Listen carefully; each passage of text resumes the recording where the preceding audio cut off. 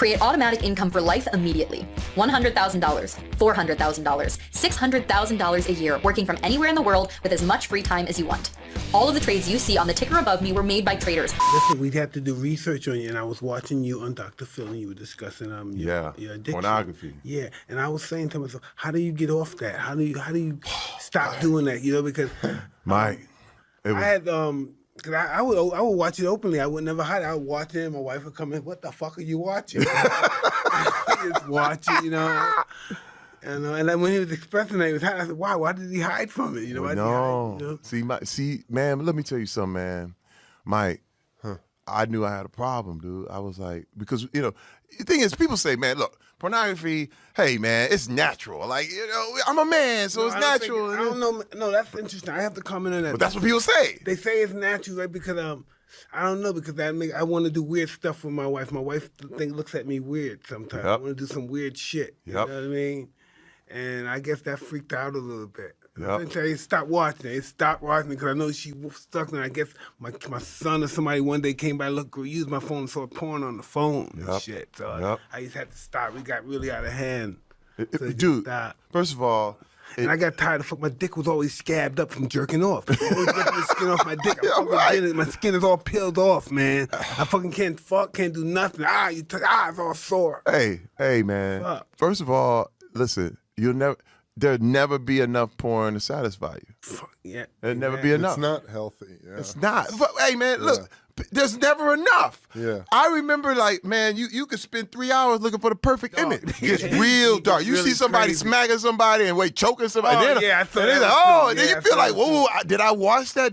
Was I a part of that? There's so because much you watched it shit out there. And listen, I'm always it gets darker and darker and darker. I'm watching, I'm scared somebody's going to check in on me and say, Mike is watching crazy shit and the whole world's going to see me watching this shit. I have a daughter, and my fear is that, you know, she's in school and some kid who has a phone fucking shows her some video or something. I've heard stories from parents about their kid is on a school bus, some innocent, you know, 12-year-old girl, and some fucking asshole boy takes his cell phone and shows her some fucking porn video. Evil. And just scars the girl. But you know, in situations like that, we live in this world, and he's just gonna have to get a visit from her brothers or cousins or something. And somebody have to explain, because certain things like that we have no control over. You know, when they're in school, we have no control over. I know, man. I said this, and it's funny. I said this at a women's conference, which blew everybody's mind. But I remember in the NFL going to, you know, one of the things, you know, you stop in, you go to Atlanta, and they go to Magic City, they go to the strip club, and I went with the guys. Right. Magic City is just, man. You know. Yeah, it's a den of iniquity. When I used to go out. You smell it first. Oh, man. I'm being real. When I'm in Magic City, you know what I think of Magic? I'm thinking the fucking guys had on the slave ships coming back. God damn, you smell it you first. see all those fucking bodies and It's shit dark. rolling over everywhere, big asses and legs. Oh, it is dark. Boobs. Wait, man, you know something wrong. Like, you know, you just go in there like, oh, man, I descended into hell. I descended into hell. First of all. That's just how I was living back then. I hear you. Listen, hey, man, I was there. I seen it. Yeah, I mean, I really want to hear because I played in the NFL. Yes. I played 6 years. Okay. The culture is so much what you're saying. You understand? And to hear you talk about it, it's like every guy coming out of football is trapped in this psychological prism of how you're supposed to be. I'm gonna tell you. That's that toxic. When I say synonymous? toxic, but understand, like when I say because you think I'm at the strip club, it's natural, but what's happened? This is what I said at the women's conference. What happens is you see the girl and she's doing her thing, but then she starts talking, and you're like, why are you talking? Shh, like you ruining it. And don't talk about your bills or your kids or your hey, shut up. You know why? Because she's becoming a human.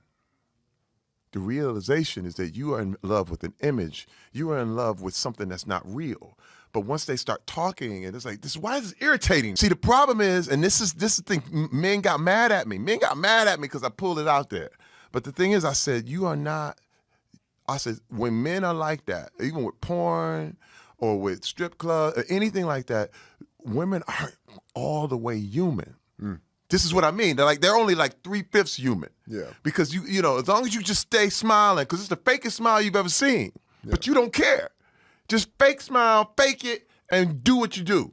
But the thing is that when somebody's not human, you can do anything you want to them. It's a fantasy. Yeah, You can do the same way with anything. slavery. You know, they dehumanized them. 3/5 human. You know, they know they're not human. This is not pain. This doesn't hurt them. And that's how No, we look they at can be women chained like up in the that. cold, no problem. And yeah, No. some women people do look at women like that. And listen, what's happening now, like we did the Gillette commercial about, you know, Tell me toxic about that. masculinity, the whole thing, and men flipped out. They were like, oh man, they don't be telling us what to do and the whole thing. But all I can really compare it to, because all we're saying is just be good, be a good guy.